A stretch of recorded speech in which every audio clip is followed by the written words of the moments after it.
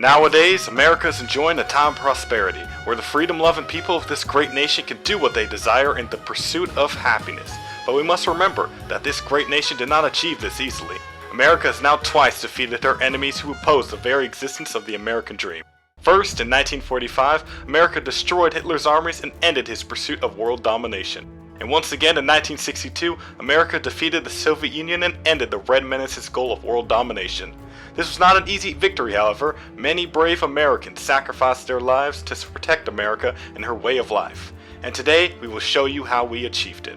And as always, remember to support our business by subscribing so we can deliver our great work straight to your home. In 1949, President Truman had much to deal with. Although he led America on its final days to defeat the fascists in Europe and the imperialist Japanese, a much bigger challenge for him lay ahead.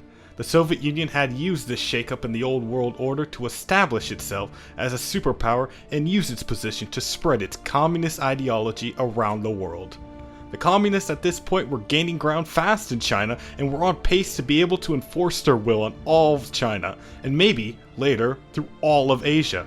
Truman could not let this stand, so he decided to get more directly involved in the Chinese Civil War and sent some of our best men to help the patriotic Chinese retake their country. When we arrived in China, the situation was not looking good. The communists had already overrun the nationalist positions around Shanghai and were pushing even further south.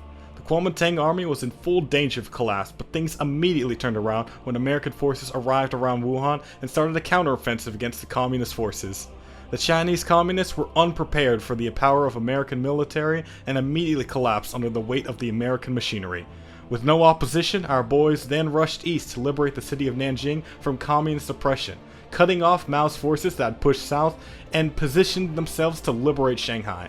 By taking Hangzhou and Ningbo, Mao had lost a major portion of his army, crippling his ability to maintain a solid front line against the nationalists.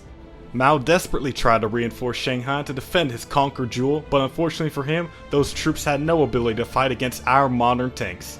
Also in the south, realizing the futility of their struggle, the communists surrendered one by one when faced with certain defeat. But Asia was not the only place Truman was focused on.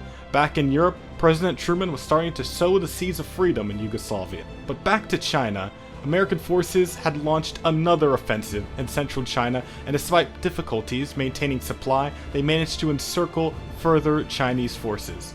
While flowers of freedom were grown in Yugoslavia, brave American soldiers pushed north, securing the vital city of Zhengzhou for supply and pivoting east to liberate the entire province of Shandong. The Communist Army had completely collapsed in its ability to resist our advances, but while it seemed that this war would soon be coming to an end, another one started nearby. Truman did not hesitate a single hour and sent 14 divisions to help defend the newborn nation.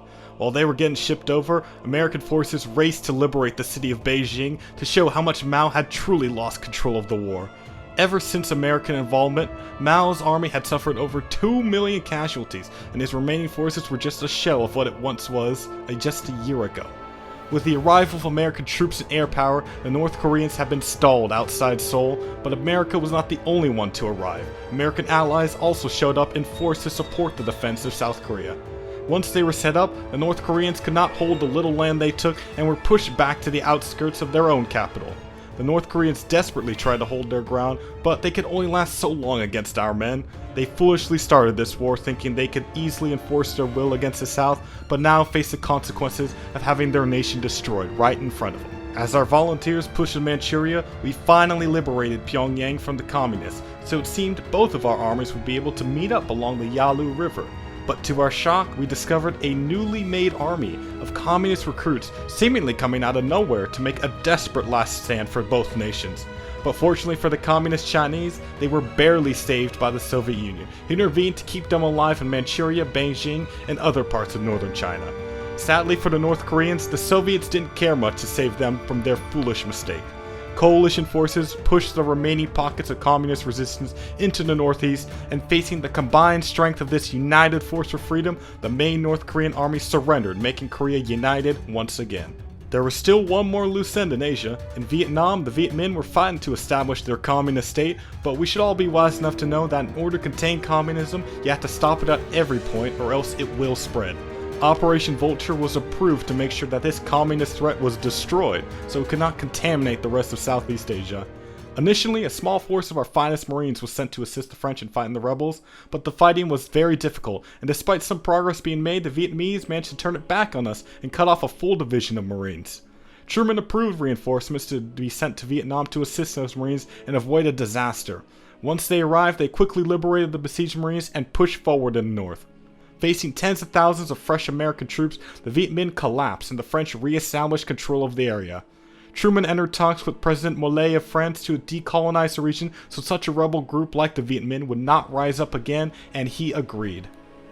Upon successfully containing the potential rise of three communist nations, Truman knew he had to stay in office to make sure that his containment plan was being carried out right. Unfortunately, not every plan he had worked out. The plan to return King Zog to his throne in Albania failed when Enver Hoxha sniffed out the plan before it could even be carried out. We'd also tried to work with Western aligned generals in Syria to make sure that state would be friendly with the West, but after the CIA gave them some money to ensure loyalty, they abandoned us.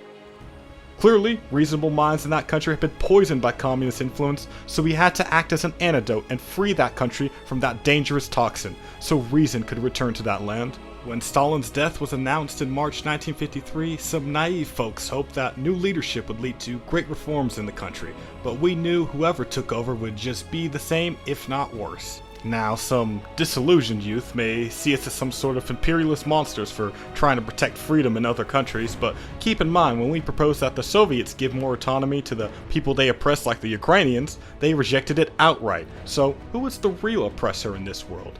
The nation who is willing to do what it takes to protect freedom around the globe, or the one who won't even do it in its own backyard? America was succeeding in other aspects too. We are pushing forward our ability to go beyond our planet's atmosphere into space.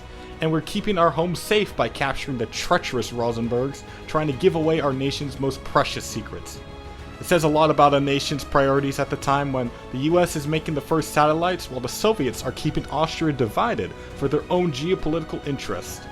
After many years of cultivating the flowers of freedom, they were now ready to bloom in Yugoslavia, with turning them into a democracy and freedom blowing away the cloud of tyranny that hung over that land. Seeing that a better future was possible, Hungary also pursued liberalization and moved away from the Warsaw Pact. Beria had established himself as the new leader of the Soviet Union, and with his work in the NKVD, we could only assume the most harsh response, so we threatened the Soviets to respect Hungary's decision. Surprisingly, Beria had relented and let the Hungarians go their own way, and with them gone, Truman saw a new opportunity to finally pull out the root of communism for good. Our forces prepared in Yugoslavia for the ultimate showdown, and we pushed forward for victory. Although Truman had started this war, it was going to be Nixon who would lead us to victory. Things started off well with communist forces extending from Austria and allowing themselves to get easily destroyed. On the main front, American forces focused on the open plains between Romania and Bulgaria to make the first major offensive. Within time, we managed to breach the enemy lines and take the Bulgarian capital Sofia. Once that primary objective was accomplished, it weakened the enemy lines to allow men to even push further into the interior, reaching the outskirts of Bucharest. But taking land was not our only objective here. We needed to destroy the enemy's ability to fight, so we encircled many divisions in southern Bulgaria. And while we cleaned up the pocket in the south, our forces moved to liberate the former Austrian capital in Vienna. So while in the main front, America was enjoying victory after victory, pushing to the Black Sea and even capturing the Romanian capital in Bucharest, the Warsaw Pact had prepared a counterattack to retake Vienna and overwhelm the men who were defending the outskirts and surrounded a division in the city center. This was worrying to American command, but after pushing through Romania and eventually capitulating their government, they felt that they were in the right position to mount a rescue attempt for the men trapped in the city. Air superiority was established over Austria, and our forces went on the attack, only to run out of fuel very quickly and stall out. Unfortunately, those brave men were unable to be saved, but they will be remembered. The news of this loss made American command scramble to figure out the next move to show the American people that the initiative was still on our side. Omar Bradley proposed to use his armor forces to aggressively push north of Bessarabia and meet with another pincer led by General Ridgway south of Lviv to encircle large amounts of Warsaw Pact troops that remained in Romania. And initially, the plan went very well, but the Soviets were able to counterattack and encircle the spearhead. General Bradley faced great humiliation with this loss, but despite this, we have to remember that despite our losses, we had inflicted many more casualties on them than they did to us. Bradley changed the strategy to do a much more slow and methodical advance, and incredibly, being careful while moving forward turned out to be a much more effective strategy. Although not as big as he initially planned, he still captured a sizable portion of the Warsaw Pact in the Carpathian Mountains. After this operation, it was clear to Eisenhower that the Warsaw Pact had been so crippled that multiple large-scale offensives could take place. The first goal was Kiev, and while some Soviets made half-hearted attempts at resistance, the important city fell with few American casualties. The next objective was Lviv, which opened up eastern Poland to American advances. Unable to form a solid front line against the American army, the Soviet troops often found themselves surrounded by American armor advances, leaving Poland completely open for Americans to rush through from the east. But this would not be the only place we would advance from. The Vienna front had been stripped down, so we were once again able to push through and liberate the city from the communists. The stage had been set to advance to Czechoslovakia and Poland to liberate these long oppressed people. Although some militia remained to guard important parts of the country, they had no chance to stop our men. The Czechs surrendered very quickly after that, and soon the Poles joined as well. The East Germans were left completely isolated, so they surrendered quickly. With the puppet states taken care of, we could now focus everything on the Soviet Union, who, ironically, in their plan to defend their puppet states, now had little to defend themselves. Nixon, having led the US to victory, easily won his re-election campaign against Kennedy, and the only command he had to give to our brave boys in the East was to march forward. There was hardly any resistance to us as we drove through the Soviet countryside. To defend their capital, they could only put up a half-strength infantry division, and that barely lasted half a week. The American presence was clearly appreciated in this land since there was no fight against our forces. Even the historically important cities like Stalingrad and Leningrad welcomed us with open arms.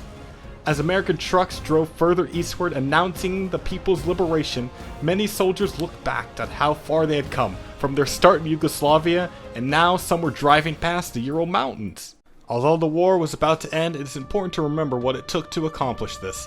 Over 1 million Americans made the ultimate sacrifice to preserve the American dream, to liberate hundreds of millions from the oppressive chains of communism, and give them a bright new future. In 1962, a new order was established with the toppling of all the communist governments, and the minorities of the Soviet Union were now given the right to choose their own path forward. China was united once again and is on the path to being aligned with the West and adopting democratic institutions. With Beria deposed, Oleg Gurko would lead the new Russian Federation on its new path to democracy and Western values. It was a long, difficult journey to get to this point, but in the end, it was all worth it, so you, the viewer, can enjoy your life free of worry about nuclear annihilation or a communist takeover, and instead pursue the life that makes you happiest.